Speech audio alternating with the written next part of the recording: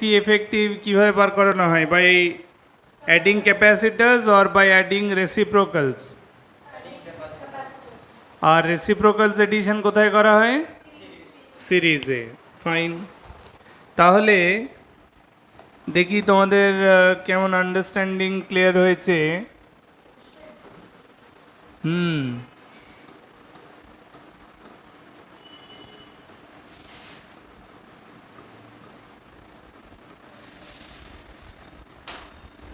Let this is be a network of just 4 capacitors, all are C each. This is a network of 4 capacitors, all are C each between A and B. A is positive terminal connected end, B is negative terminal connected end. তাহলে এখানে আমার CAB কত হবে? Find CAB. Find CAB.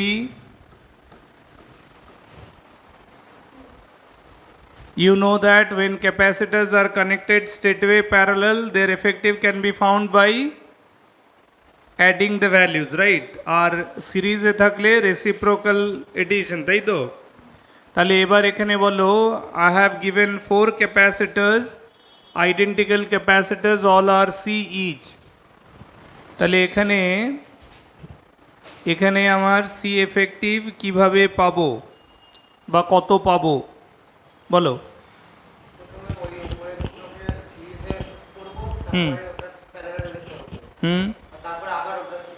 Correct. তাহলে কত হচ্ছে?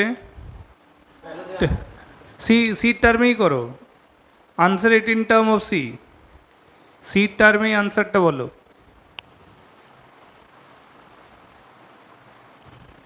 C টার্মেই আনসারটা বলো। আমার এ আর বি আমার টার্মিনাল এন্ডস, মানে একটা পজিটিভ টার্মিনাল, তার মানে যখন এরকম লিখে দেয় তার মানে হলো যে এতে ব্যাটারির পজিটিভ টার্মিনাল কানেক্টেড আছে, বিতে ব্যাটারির নেগেটিভ টার্মিনাল কানেক্টেড আছে, এই তো মানে, ঠিক আছে? এবার আমি কি করতে পারি, এই পয়েন্টটা যেহেতু বি, তাহলে এখান থেকে এখানের মধ্যে তো আর কোনো ক্যাপাসিটর নেই, তার মানে আমি এটাকেও বি মার্ক করতে পারি। All those points which are same in potential I can mark them, I can identify with the same common letter. তাহলে এখানে যদি বি দিয়ে আইডেন্টিফাই করছে তাহলে এটাও বি। মাঝখানে এটা একটা intermediate point, let it be identified as P, ঠিক আছে? তাহলে সার্কিটের মেকানিজম হলো যে from battery if we consider Q charge is drawn, then that Q charge will come to the first capacitor from when charge is flowing to it through the point A থেকে Q charge flow হয়ে পিতে আসবে, তারপর P থেকে ওটা divide হয়ে যাবে দুটো পার্টে, Q1 Q2, right? Q1 charge is flowing through this two capacitor, তাহলে ওপরের দুটো সিরিজ, তাই তো? বিটুইন পি অ্যান্ড বি ওপরের দুটো সিরিজ আর তার সাথে নিচেরটা প্যারালাল। তাহলে এই দুটো ক্যাপাসিটারের সিরিজ ভ্যালু কত হবে? 1/C1 can be written 1/C plus 1/C, তাহলে এটা 2/C, তার মানে C1 ইজ ইটসেলফ C/2। সবসময় জেনে রাখো, ওয়েনেভার তুমি শুধু রেসিপ্রোকালটা বার করে ছেড়ে দিলে হবে না, তোমাকে তো এই C1টা জানতে হবে। C1 is the equivalent of these two capacitor in the branch, so that C1 is C/2। তার মানে বিটুইন পি অ্যান্ড বি ওপরের ব্রাঞ্চে একটা, এই পি আর বি এর মাঝে ওপরের ব্রাঞ্চে একটা হয়ে গেল C/2 আর তার নিচে একটা C. This is the network between P and B. তাহলে C/2 অ্যান্ড সি প্যারালাল, তাহলে in between C P B, P থেকে বি এর মধ্যে effective capacitance I can say C/2 plus C, that means 3/2C। Getting ইট?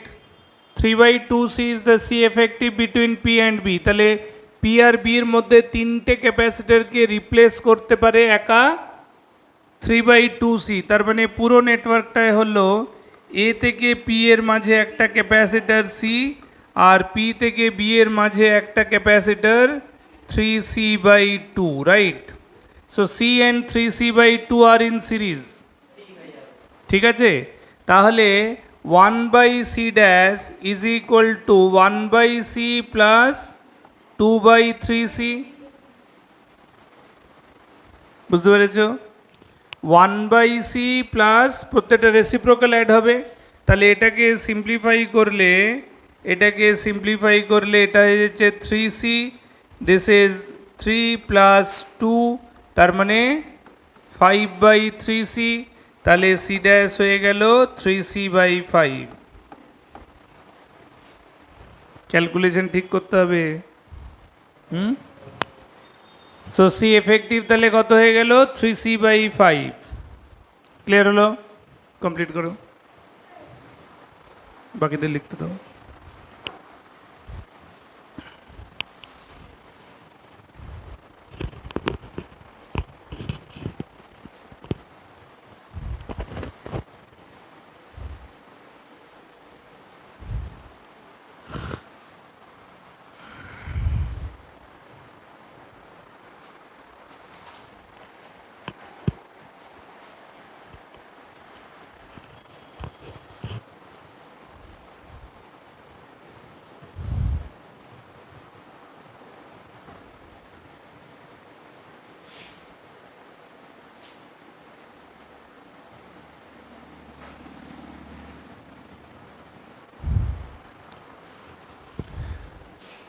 হচ্ছে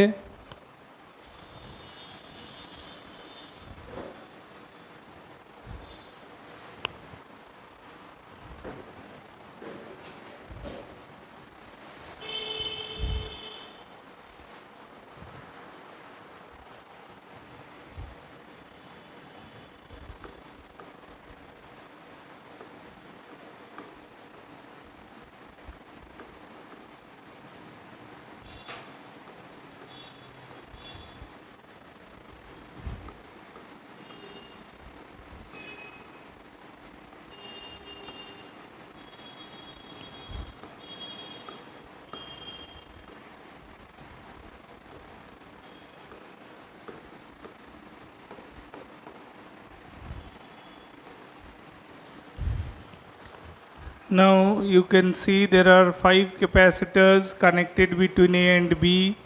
Let A be the positive terminal end, B is the negative terminal end. Same again, same question, that is find CAB. Find the effective capacitance between A and B. If I have taken 5 capacitors between A and B,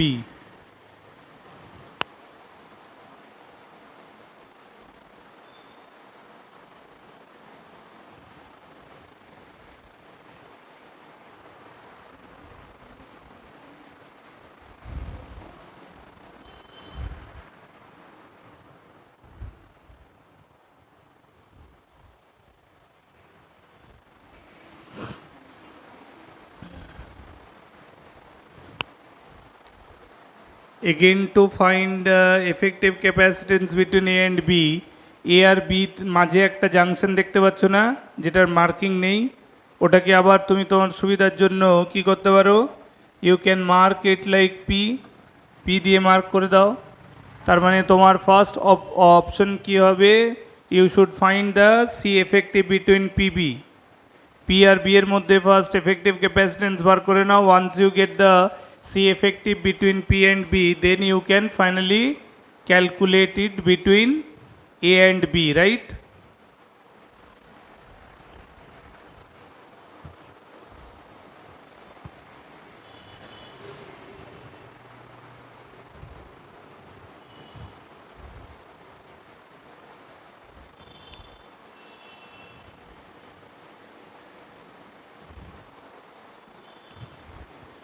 তাহলে P থেকে B দুটো parallel branches দেখতে পাচ্ছ, দুটো ব্রাঞ্চেই দুটো করে capacitor আছে, each branch will be a series arrangement of 2 capacitors, each branch will be series arrangement of 2 capacitors, তাই তো, হ্যাঁ কি না?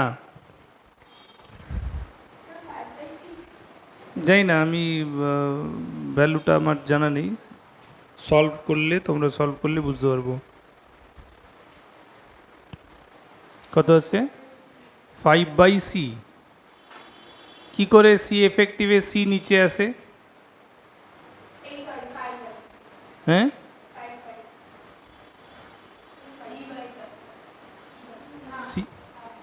5 5/c না c/5?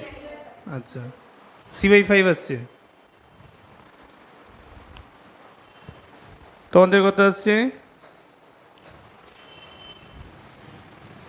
Between P and B করবো কি, দুটো সিরিজ ব্রাঞ্চ, ওপরের একটা সিরিজ, নিচে একটা সিরিজ। তাহলে ওপরের সিরিজটাকে যদি আমি C1 বলি, তাহলে দেখো একটা শর্টকাট ডাইরেক্ট জেনে রাখো। হ্যাঁ, যখনই দুটো ক্যাপাসিটরের সিরিজ থাকবে তখন ওই রেসিপ্রোকাল করে যখন অ্যাড করি না, দিয়ে সিম্পলিফাই মানে সিম্পলিফাইটা করি, ওটা বেসিক্যালি যাদের সিরিজ তাদের প্রোডাক্ট ডিভাইডেড বাই তাদের এডিশন। মানে তুমি যখন ওই রেসিপ্রোকাল করে অ্যাড করে রিঅ্যারেঞ্জ করো, এটাই দাঁড়ায়। বুঝতে পারলে? তাহলে যখনই দুটো ক্যাপাসিটরের সিরিজ থাকবে তখনই শুধু এটা অ্যাপ্লাই করতে পারবে। তো তখন ওটা হবে প্রোডাক্ট বাই এডিশন। তো প্রোডাক্ট বাই এডিশন করতে গেলে এটা কত দাঁড়াচ্ছে? 2c/3। তাহলে ওপরেরটা আসছে 2/3 অফ সি, নিচেরটাও একই রকমভাবে series of this two means product of them divided by addition of them. তাহলে প্রোডাক্ট অফ দেম মানে ওপরে হয়ে গেল c²/2, নিচে 3c/2। তাহলে কত দাঁড়াবে? c/3। তাহলে ওপরেরটা 2/3 সি, নিচেরটা 1/3 সি। সো প্যারালাল, তাই তো অ্যাড হবে। So that means CPB, P থেকে বি যে সিটা হবে that will be the C1 plus C2। C1 এই ব্রাঞ্চটার এফেক্টিভ আর এই ব্রাঞ্চটার এফেক্টিভ C2, তাহলে এদের দুজনের এডিশন। So it is 2/3 of C plus c/3। তাহলে এটা দাঁড়াবে individually C, if you simplify it it will come C, তাই তো? হ্যাঁ কি না? 3 কমন এলসিএম করলে 2c প্লাস সি, 3c/3। তাহলে সিপিবি হলো সি, এতটা পুরো মিলে C. C and C series কি করে তোমাদের c/5 আসছে? So therefore CAB will be C into C divided by C plus C. So it will be C/2. হ্যাঁ কি না? আমার এই সিপিবিটা বেরোলো মানে কি, এই সিপিবি যেটা আমি এই যে সিপিবি সি বেরোলো, সো সিপিবিটা বেসিক্যালি কি, এই পুরোটা তো সি। পি থেকে বি যেটা পুরো সলভ করলাম সেটা সি আসছে তো, হ্যাঁ কি না? দেখো আমি ওপরের ব্রাঞ্চটাকে C1 ধরেছিলাম, নিচের ব্রাঞ্চটাকে C2। So I got individual value of C1 and C2। Then C1 and C2 are parallel to each other between P and B। So in between P and B, C1 and C2 are parallel, so their addition that we are getting it C. So that means this C and this C are in series. তাহলে series থাকলে আমি কি বললাম, their product by addition, so c²/2c মানে c/2. So this is the answer. So final C effective is c/2 between A and B. বুঝতে পেরেছো? Clear হয়েছে সকলের?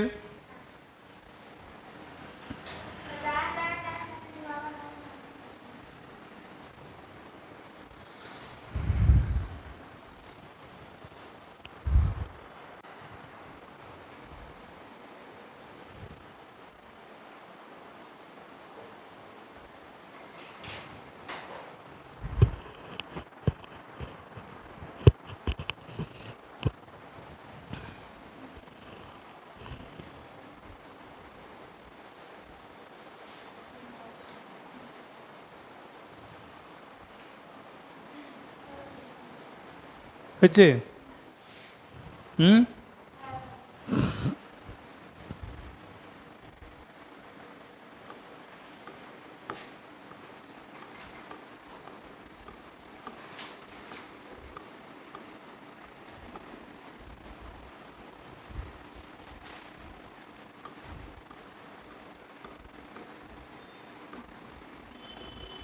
খুব কমন ডায়াগ্রাম, সব বইয়েতেই আছে এই ডায়াগ্রামটা, সব বইয়েতেই আছে। এটার ভ্যালু কত?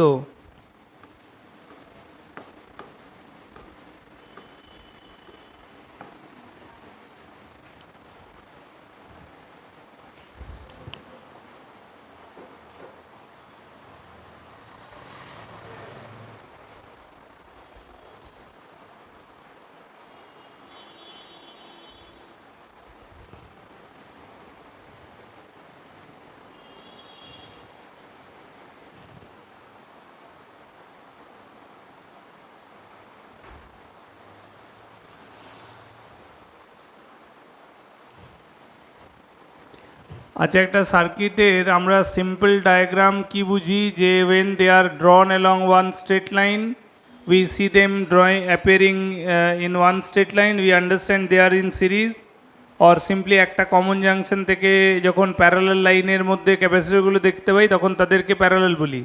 But any structure given in any other geometrical status from where it is difficult, if it is difficult for us to understand the either they are parallel or series, then simple concept হলো তুমি একটা সার্কিটে যতগুলো junctions দেখতে পাবে তুমি তাদেরকে marking করো। For example this is a, means এই পয়েন্টটা এ, তাই তো?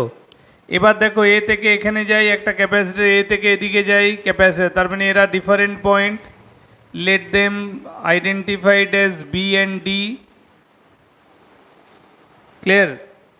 Late them identify as B and D, কারণ এটা এটা সেম পোটেনশিয়ালে তো হতে পারে না, মাঝখানে ক্যাপাসিটর আছে, তো চার্জ ক্যাপাসিটর দিয়ে ফ্লো করা মানেই হলো there is a drop of voltage permissible, হ্যাঁ কি না? সো দ্যাটস ওয়াই এখানেও যদি চার্জ ফ্লো করে through capacitor, drop of voltage permissible, that means this to need to be different than A and this need to be different than, আচ্ছা এখানে ভুল হয়েছে, এটা বি নাম দিয়েছি, তাহলে এটাকে বি বলা যাবে না কারণ এখানেও তো একটা ক্যাপাসিটর আছে। So I need to mark it with P, sir different একটা, ঠিক আছে? তার মানে A P D B, A আর বি এগুলো junction ends, positive terminal negative terminal, মাঝখানের যে দুটো জাংশন এরা ডিফারেন্ট পোটেনশিয়ালের। তাহলে রিড্রয়িংটা কেমন করে হবে দেখো, from the point A, from the point A I can see there are two paths, one is going to P, another one going to D. So from A I will draw connections towards D and P. So D and P are those two junctions where connections drawn from P. তার মানে I have drawn this one, I have drawn this one. ওকে, আমি বললাম যে আমাকে দেখতে হবে positive terminal থেকে আমি কোন কোন ডিস্টিংক্ট পয়েন্টে থ্রু ক্যাপাসিটর যাওয়ার কানেকশন আছে। সো এ টু ডি যাওয়ার একটা কানেকশন, এ টু পি যাওয়ার একটা কানেকশন, তার মানে এ থেকে আমার দুটো পাথ হচ্ছে, one is going to D and other going to P. So I have drawn A to D, A to P. Then you can see between D and P there is one capacitor. So between D and P I can draw one path through capacitor. Okay, so that means this is also drawn. এবার D থেকে B আর P থেকেও B, হ্যাঁ কি না? D to B, P থেকেও B, তার মানে one connection will take to B from D, another one will take from P to B. তো এই হয়ে গেল টোটাল কানেকশন। হ্যাঁ, এটাকে বলছে হুইটস্টোন ব্রিজ নেটওয়ার্ক। হ্যাঁ, this is balanced Wheatstone bridge. Balanced কেন? কারণ this by this is equal to this by this. এই জেনারেল ডায়াগ্রামটা আমি প্রথমে ড্র করে দিই। A general diagram of Wheatstone bridge is like this. General diagram of 5 capacitors network called Wheatstone bridge, like in this. This is a Wheatstone bridge network. আমি যদি এগুলোকে distinct capacitor দিয়ে মার্ক করি, ঠিক আছে? ধরো এটা এ, এটা বি, যেমন এখানে এম এন মার্ক করলাম, জেনারেল ডায়াগ্রাম, যেটাকে তুমি ডিপিও বলতে পারো। So basic condition is this implies that it is a Wheatstone bridge, it is a Wheatstone bridge network or circuit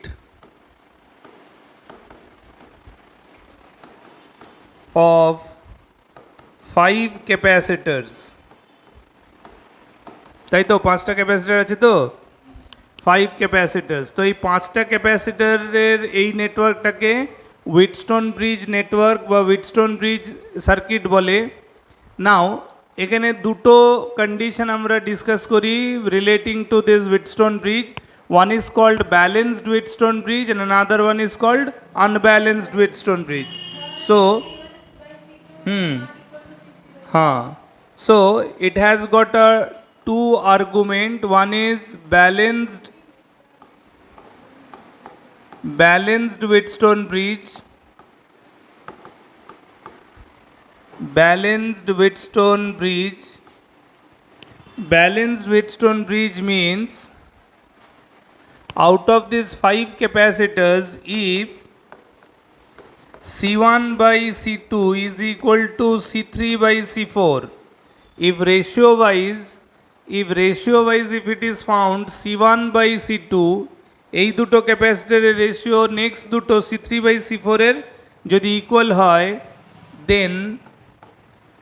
then this implies that potential of the point M is equal to that of N. যখনই এই নেটওয়ার্কে এই কন্ডিশনটা capacitance রেশিওটা C1 to C2 যে ratio, not necessarily value wise, ratio wise C1 C2 যা ratio হবে, if the same ratio is maintained between C3 and C4, then we call it is a balanced Wheatstone bridge, and at that time we can see this M and N are same potential, which implies that potential difference between Mn is 0, which implies that C5 will remain uncharged. C5 will remain uncharged. কেন uncharged থাকবে? তার কারণ হচ্ছে M আর N যেহেতু same potential হয়ে গেল, বুঝতে পারলে?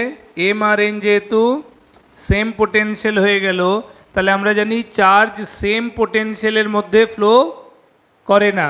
চার্জ কোথায় ফ্লো করে? কন্ডাক্টরের মধ্যে দিয়ে।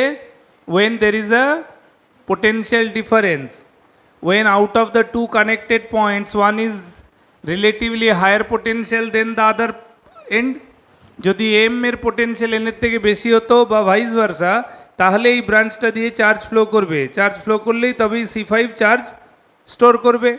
তো এখানে যেহেতু এম আর এন সেম পোটেনশিয়াল, মানে ডিফারেন্সটা potential difference between M N 0 হয়ে গেল, so that's why C5 will remain uncharged because no charge will flow through that branch, because no charge will flow through C5. No charge will flow through C5. C5 এর মধ্যে দিয়ে কোনো charge flow করবে না। Is that clear?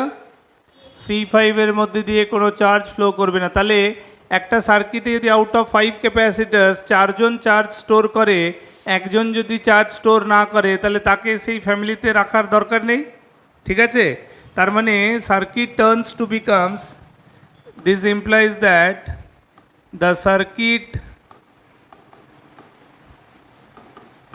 the circuit can be redrawn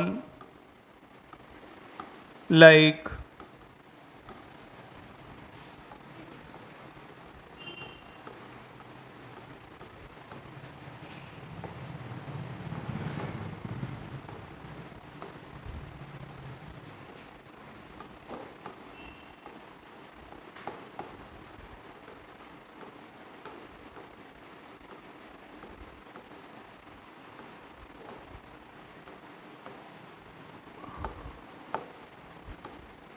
বুঝতে পারছো? Between A and B যে out of 5 capacitors 4 capacitors will store charge, and we can see the existence of charge storage like this. So here we can see the charge entering into the circuit through the point A will flow through these two branches. One will flow through M, another one will flow through N. তার মানে আমরা এখানে সার্কিটের এফেক্টিভটা কি বলতে পারি? নাও C1 and C3 are in series, তাই তো? যে দুটোর মধ্যে দিয়ে Q1 যাবে, আর নিচে C2 and C4 are in series, and then these two branches are parallel to each other. বুঝতে পেরেছো? That is the way we can finally gate the C effective.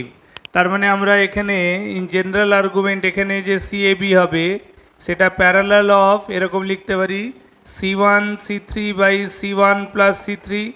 This is the effective of the upper branch plus effective of the lower branch will be C2 C4 divided by C2 plus C4. Are you getting me? এইটা হয়ে গেল আমার CAB of this balanced whetstone bridge. হ্যাঁ কি না, বুঝতে পেরেছো কি না? So this mechanism only applied, this mechanism will be applied in our given problem. সেখানেও দেখো আমি 4-5খানা ক্যাপাসিটরকে আইডেন্টিক্যাল দিয়েছি, তার মানে ওখানেও C1 by C2 equal to C3 by C4 ratio follow হচ্ছে, হ্যাঁ কি না?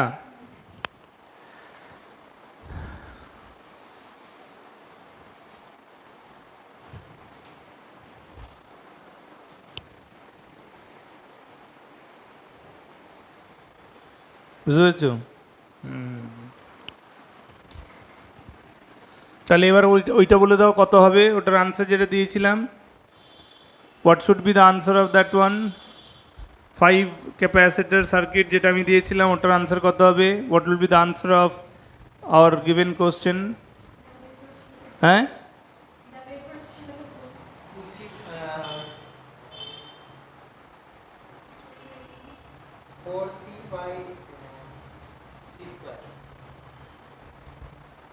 ঠিক করে বলো না, ভুলভাল বললে গাটটা খাবে। 4C বাই না, কি করে হয়? তাহলে তো আমার ফাইনাল না, ঠিক করে বলো, তুমি বলো কত হবে? আমি যে ডায়াগ্রামটা দিলাম সেই ডায়াগ্রাম না, C² C মানে তো C, হ্যাঁ C/2C, তাহলে তো 1/2, তাহলে তো ইন্ডিপেন্ডেন্ট অফ C হয়ে যাচ্ছে, তাই ভাবে কি করে?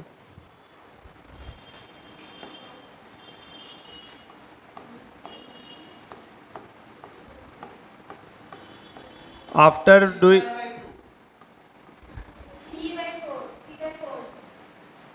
সকলের গন্ডগোল। আমার C1টা C, C2টাও C, আমি C3টা C, C4টাও C, আর C5টা C। আমি এই দিয়েছিলাম তো না, আমি এই দিয়েছিলাম তো নাকি? সবগুলোই C দিয়েছি, আমি এটাই দিয়েছিলাম তো। তার মানে এটা দেওয়ার মানে হলো এটা বাই এটা 1:1, এটা বাই এটা 1:1, তাহলে রেশিও সেম, তাহলে এটার কোনো কাজ নেই। তাহলে ওপরের এই দুটো সিরিজ, নিচেরটাও সিরিজ। ওপরের C আর C সিরিজ হলে কত হয়? আবার এই বেস C/2, তাহলে ওপরে হচ্ছে একটা উইচ ইজ অফ C/2, নিচে হচ্ছে একটা ওটাও C/2, তাহলে C/2 প্লাস C/2 কত হবে?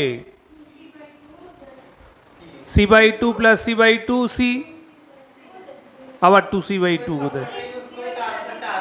হ্যাঁ, কোন ফর্মুলাটায়? কেন আসবে না? আসছে তো, এই তো C ইন্টু C, C²/2C, তাহলে C/2 প্লাস এটাও C/2, তো C/2 প্লাস C/2 তো C আসছে। এটা তো জেনারেল টার্মে করেছি বলে এত বড় আমার মাথায় রাখার দরকারটা কি আছে? আমার তো সিম্পল ক্যালকুলেশন আছে, আমি ওটাই করলে উল্টো ফেঁসে যাবো, অনেক সময় ফরম্যাটে গিয়ে ফেঁসে যাবে, কারণ ফরম্যাট তো জেনারেল টার্ম হিসেবে আমি 4খানা ডিফারেন্ট প্যারামিটার ধরেছি, এখানে তো সবগুলো ইকুয়াল, তাহলে আমি অত কমপ্লেক্স স্ট্রাকচারটাকে মনে রাখতে যাবো কেন? বুঝতে পারলে? তাহলে C' কত হয়ে গেল? C, তাহলে C এফেক্টিভ হয়ে গেল এখানে C।